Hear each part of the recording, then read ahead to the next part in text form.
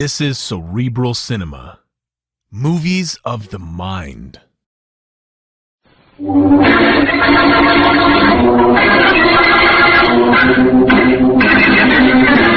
Each week at this time, two great names are joined, as new post-war Dutch cleanser brings you one of the most resourceful and daring characters in all detective fiction, Nick Carter, Master Detective.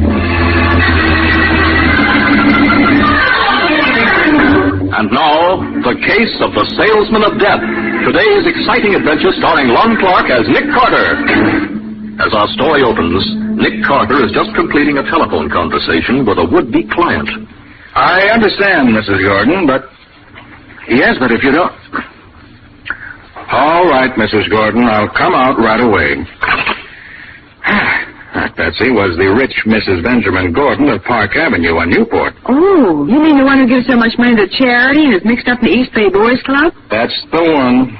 Well, what's with her? Seems someone wrote her a threatening letter, so get your hat. She's waiting for it. I've already got it, Nick, but, just what did this mysterious someone threaten Mrs. Gordon with anyway? Apparently, someone is trying to kill her by prayer.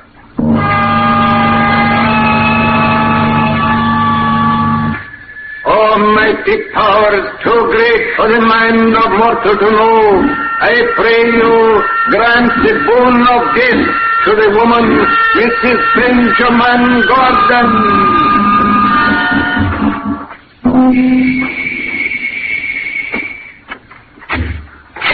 Oh, come in, Mr. Carter. Mrs. Gordon is expecting you. Thank you. I'm Albert Farmer, Mrs. Gordon's secretary. This is Miss Bowen, my assistant. Oh, how do you do, Miss Bowen? How do you do? In here, please. Sorry, I dropped my cane. I got it? Thank you. I turned my ankle last week, and I'm still clumsy with this cane. Get it through the store, please. Thank you. Mrs. Gordon, here's Mr. Carter and his assistant, Miss Bowen. How do you do, Mrs. Gordon? How do you do? How do you do? See, Andy, I told you you'd still be alive and kicking when Mr. Carter got here. Be quiet, Blake. This is my nephew, Blake Gordon, Mr. Carter. He's lazy and impertinent. Pay no attention to him. Now, Andy, you know Mr. Carter will suspect me instantly. I'm the only one who has any reason to want you dead. I'm the only one who inherits anything, except those charities of yours. That's enough, Blake. Well, Mr. Carter, you certainly took your time. I could have been dead before you got here. The time seemed longer because you're so upset, Mrs. Gordon. Of course I'm upset. Over the phone, you mentioned a letter. Yes, that horrid letter. Give it to him, Albert. Here it is, Mr. Carter. Thank you. Cheap envelope. Addressed in a typewriter, huh? But it has a return address. People who write threatening letters don't usually give their addresses. No, they don't. Temple of Thought, 5138 2nd Avenue. That's the worst slum district in the city. What in the world is the Temple of Thought? Oh, no. Let's see what the letter says. Dear Mrs. Gordon, I'm happy to inform you that the boon of death has been requested for you. Oh. I've begun to pray for your release from life in accordance with the ancient ritual. I advise you to put your affairs in order so that you may enter into the peace of eternity with a free mind. Signed, Rama, High Priest of the Temple of Thought.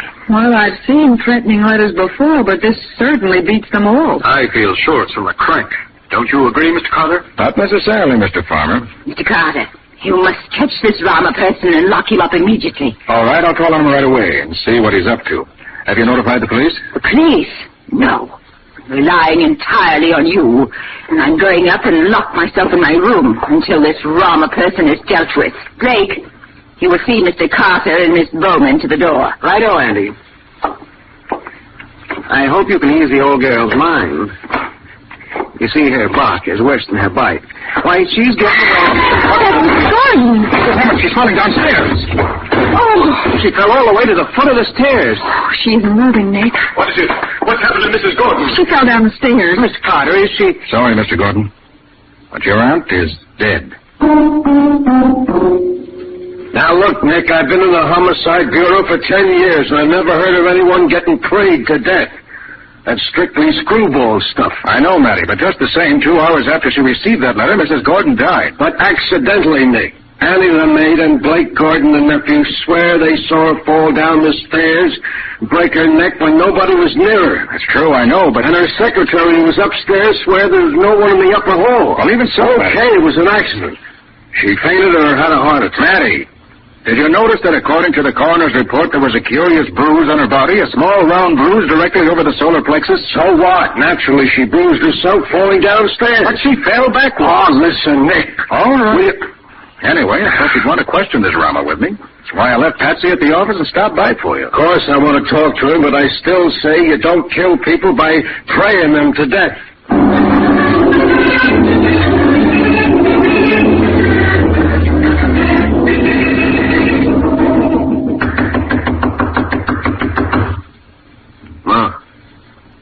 No answer. Maybe Mr. Rama has beat it. I doubt it. Let's try the door. Okay. Hey, they ain't even locked. I suppose we see what a temple of thought looks like. All right. Oh, brother. What a joint. You can say that again. An old loft all fixed up with red velvet curtains and funny-looking idols. Somebody certainly likes Oriental incense. You wish to see Rama, high priest of the Temple of Thought? Hey, where did you come from? From behind the curtains. I was meditating and could not answer your knock. You Rama? I am Rama, and you are the police. What, You have come to question me about the death of Mrs. Benjamin Gordon. Hey, how do you know she's dead?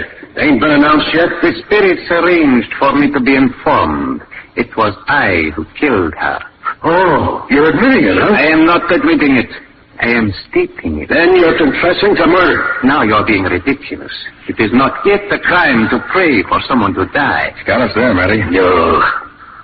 I thank you for realizing the obvious. We're not here to charge you with murder. We want information. Rama has no secret. Then suppose you explain what you're up to and fast. I am an Oriental mystic. It happens I know a rare and ancient Eastern prayer that frequently brings death within a very short time. You mean you're in the business of selling death? Yes, but quite legally. Well, of all the... There are many people who desire someone's death. Sure, but They come to me and pay what they can. I provide the death prayer. I make no guarantee, but if death does not occur within 1 year, I refund the money. It is a simple business transaction. how many times have you been successful to date? More than you will believe. I will give the names of 6 persons who I have provided with death. You may check them for yourself. You're darn right we will. Suppose you tell us who it was that ordered Mrs. Gordon's death. I do not know.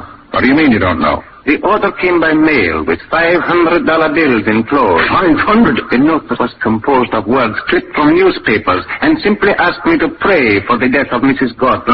So you prayed and she died? Yes. So the transaction is closed. Why, you ought to be... Pardon me. Hello? Yes, this is Rama speaking.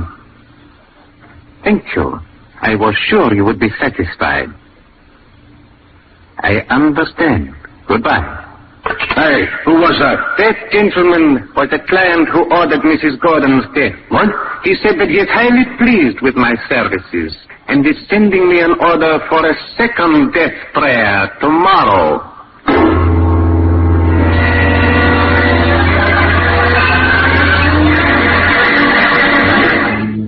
Hey, Nick! Hey, what the devil's the matter, Matty? Come on, Nick. I got a squad car outside. Just had a phone call from old Hiram Worth. That devil Rama started praying him to death. Hiram Worth? Yeah. But he's one of the richest men in the city. Oh, look, Matty, I better phone him first. Oh, for the love of heaven. Why don't you tell him we're on the way and warn him to be careful? It'll only take a minute. Well, okay, but make it fast. That Rama guy's probably praying for him to die right this moment. Yeah, I am. Hello? Hello, I'd like to speak to Mr. Worth, please. I'm sorry, but that is impossible. But this is Nick Carter speaking. I'm sorry, Mr. Carter, but Mr. Worth cannot come to the phone. He died 5 minutes ago.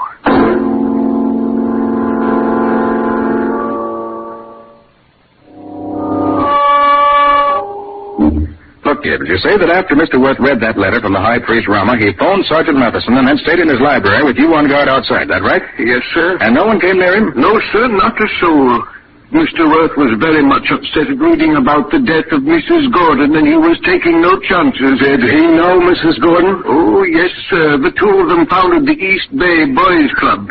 Mr. Worth was chairman of the Board of Governors, and Mrs. Gordon was treasurer. I see. In fact, they had an appointment to meet only today to look into its affairs. They were very disturbed about something. Yeah, well, that's got nothing to do with the fact that they got killed. Now, let's... Hey, not so fast, Matty. What? This East Bay Boys Club seems to be a link between Worth and Mrs. Gordon. The only genuine link we found. Oh, sure, but... Then as much as their deaths must be tied together somehow, maybe it's through this boys' club. I don't see how they could be, Nick. Well, neither do I yet.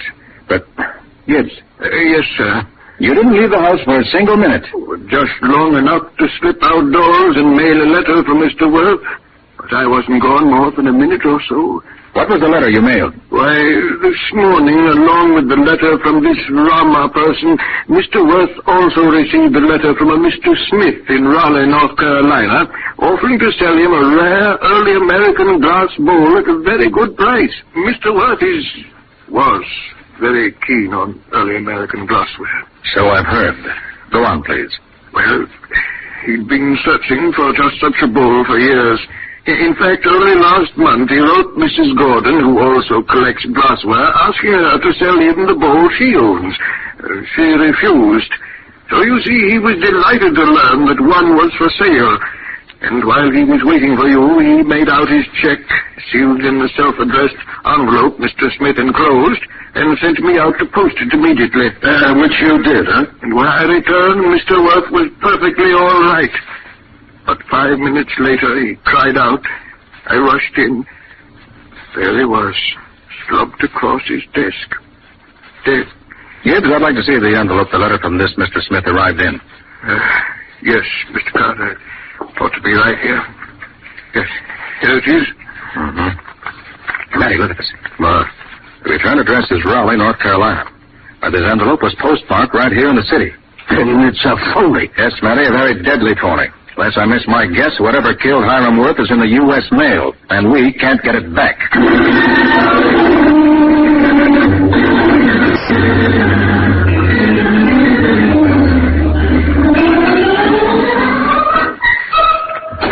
Hi, Betsy. Well, you look pleased with yourself. I am. West, I'm making some progress. Oh, such as what? Discovered that the finances of the Bay Boys Club are in bad shape. Really? Yes, ma'am. And my guess about Hiram Worth's death has been proved correct. Huh? He was killed by poison mucilage on the flap of that letter he sealed just before he died. But, Nick, how did you get hold of that letter? Fortunately, Hiram Worth was a very methodical man. Uh-huh. He put his return address on the envelope when he sealed it. Oh, so when the post office couldn't deliver it back to the fake address written on it, it came right back here. Right. And an analysis showed that there was enough poison in the mucilage on the flap to kill 3 men. Yeah, but who sent the letter, Nick? Rama? I'd guess the man who hired Rama didn't trust Rama's powers any more than I do, and decided to help them out a little. Uh-huh. Have you any idea who he is? Logically, only one person could have done it. Oh, but logic isn't proof. No, it isn't. I haven't any proof yet. And that means we'll have to make him trap himself. Trap himself? How?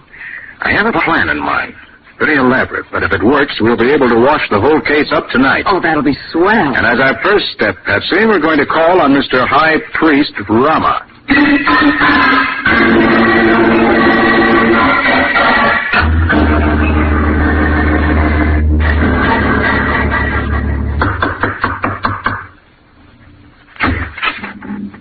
It is Mr. Carter and his attractive assistant. Please to enter the Temple of Thought. Thank you. What's that record you're playing? It is the ritual drum which signals the unseen powers that I command. The powers of death. You mean you're praying somebody else to death now? It is so. This morning my new client wrote in clothing still a third order. And may we ask who this new victim is to be? You may indeed. I was just about to inform you. The drums of death, Mr. Carter, are beating for you.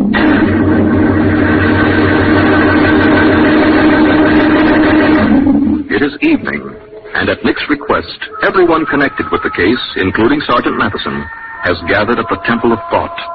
Uneasily, they sit in a circle in the dimly lighted room, while Rama, the mysterious high priest, stands aloof in flowing robes and a fantastic turban. Quiet, everyone, please. Quiet, please. I know you're all wondering why I've asked you to come here. Well, the answer is that one of you is responsible for the deaths of Mrs. Gordon and Mr. Worth. With Rama's help, we're going to punish that person. Before we begin, I want to be sure you're all here of your own free will. First, Mrs. Gordon's nephew, Blake Gordon. Righto, Miss Carter. I haven't been so intrigued in years. Mrs. Gordon's maid, Annie. I said I'd come and I'm here. But I don't like this place. It scares me. We won't be long, Annie. Oh. Albert Farmer, Mrs. Gordon's secretary. I'm here voluntarily, Mr. Carter. Glad to help out if I can. Ann Gibbs, Mr. Worth's valet. I'm here because you asked me, Mr. Carter. I don't like it, but if it will help avenge Mr. Worth's death, I'll stay. And last, Williams, Mrs. Gordon's former chauffeur. Sure, I'm here my own free will. I shut off my mouth when the old lady fired me, but I never touched the old battle axe. I'm here to see I ain't framed. Then we can get going.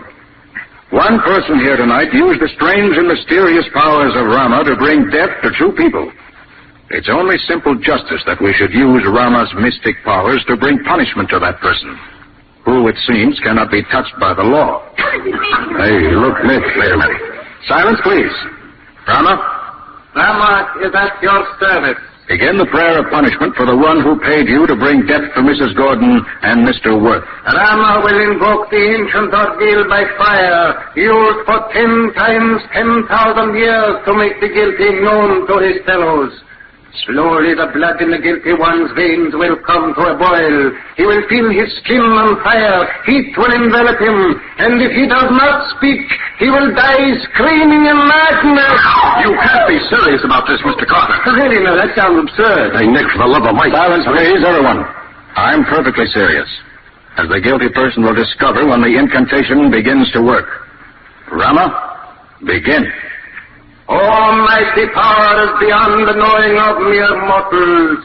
Your servant calls down the ordeal by fire upon the one who has willed the death of others. I begin the first drum of the fire ritual. Jai Jaya Jaya.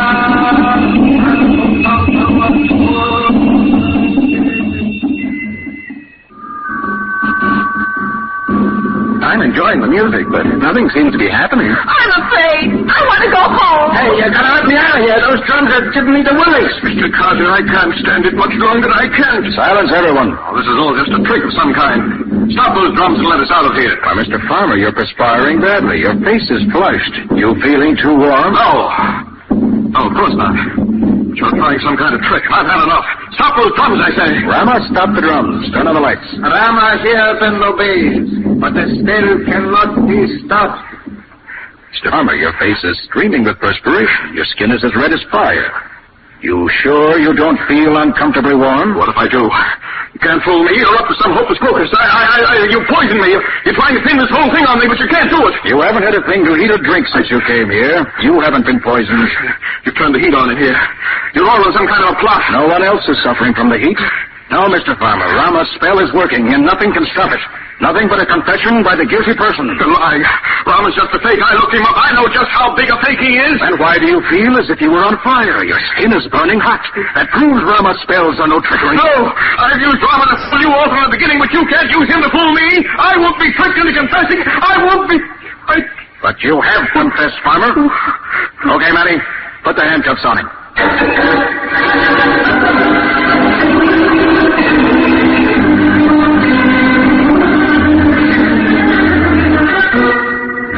Now listen, Nick, I want a few facts out of you. And so do I. Facts? Well, you both heard Albert Farmer's confession after he realized he'd given himself away, and you know how he killed Mrs. Gordon. Yeah, sure. He hid behind the draperies at the head of the stairs, and when she got within a couple of steps to the top, he jabbed the end of his cane against her solar plexus as hard as he could. She fell head over heels down the stairs and broke her neck. Uh-huh. And she was in such a position that her nephew and maid who were downstairs couldn't see the cane. That's what made it look like an accident. Okay, that's that. And you already know how Farmer killed Worth with the poisoned envelope. Then you also know the motive behind both murders. Well, sure, Albert said they were going to investigate the affairs of the East Bay Boys Club. Yeah, but what did he have to do with the boys' club? Well, think for a minute. Mrs. Gordon was treasurer of the charity. Okay, but... Now, would a woman as old as Mrs. Gordon do the actual work herself? Why, of course not. She'd give the job to someone else. And the natural person for her to pick would be her secretary. Then Albert handled all the money she and Worth contributed. Right. Yeah. And he managed to steal about $30,000, as I discovered by checking the books. Yeah, but Nick, why were you so sure Albert was guilty? Because of that fake letter to Mr. Worth. It had to be sent by someone who knew Worth wanted a bowl such as the one described in the letter, and also knew he wanted it so badly he'd be sure to answer by return mail. Yeah, I see what you mean. Gibbs, you remember, told us Worth had written Mrs. Gordon asking her to sell him the antique bowl shield. So she knew he wanted a bowl, Gibbs knew it, Worth knew it, and the person who handled Mrs. Gordon's correspondence knew it. In other words, Albert Farmer. But that still wasn't proof. That's why I had to use an elaborate psychological third degree on Albert in order to trick him into confessing. He used Rama to confuse us, so I used Rama to confuse him. Well, Nick, does Rama really have any supernatural powers? Of course not. Albert was simply using him for camouflage. Rama's just a clever faker who thought up this death prayer racket about a year ago. But if Rama's a fake, what happened to Albert there tonight? That, Patsy, was psychology, not magic. Psychology? Sure. Albert Farmer came to the Temple of Thought feeling he could bluff his way through anything that happened. But fear finally caught up with him. You mean that even though he knew Rama was a phony, he started to think all that incantation baloney might work? Maybe. In any case, Farmer began to feel trapped. He got uneasy, nervous, his blood pressure went up. And then when you started to give him the business... Then the heat was really out. He couldn't take it any longer, broke out in a cold sweat, and then made a slip. After that, getting a confession out of him was duck soup. Nick, I got to hand it to you. You sure figured out a new way of turning the heat on a killer.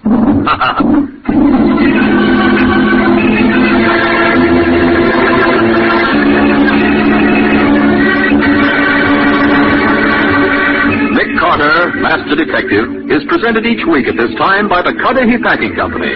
It is produced and directed by Jock McGregor and is copyrighted by Street & Smith Publications, Incorporated. Charlotte Manson is featured as Patsy. Ed Latimer plays Matty. Today's script was written by Robert J. Arthur. Original music is played by Henry Silburn. This program is fictional, and any resemblance to actual persons, living or dead, is purely coincidental. This is Michael Fitzmaurice saying, when minutes count, use new post-war Old Dutch cleanser.